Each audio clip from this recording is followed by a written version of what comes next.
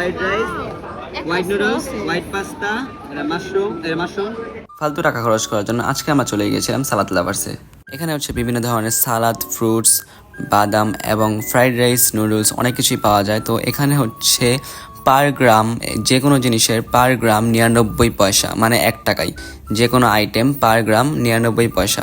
তো প্রথমেই আমরা নিয়ে নিলাম 3 টুকরা ফ্রাইড রাইস, তারপর নিয়ে নিলাম এক টুকরা সিদ্ধ করা মাংস, অ্যান্ড তারপর হচ্ছে এটা হচ্ছে সসেজ, 1 টুকরা সসেজ অ্যান্ড 1 টুকরা মাশরুম। সব অল্প অল্প করে নিচ্ছি কারণ অনেক ভয় পাচ্ছিলাম। এরপর নিয়ে নিলাম 2 টুকরা হোয়াইট সস পাস্তা। এরপর আমি ওনাকে মানা করতেছিলাম যে হোয়াইট নুডলস নিন না, উনি জোর করে হোয়াইট নুডলস নিল, তাও আবার 1 চিমটি।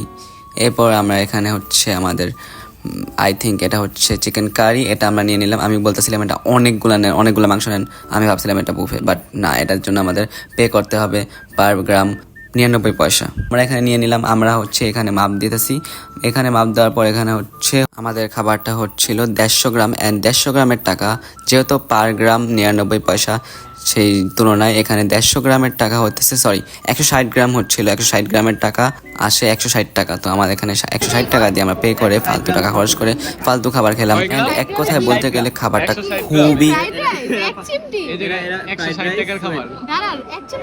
Fried rice, white noodles, white pasta, mushroom, sausage, chow mein. আর এটা আমি কি কইছিলাম আমি বেড়াই ওই বেড়াই লুডুস 150 টাকা 150 টাকা কি কইছিলাম আমি আমার সসেজটা দিয়ে দে তাহলে।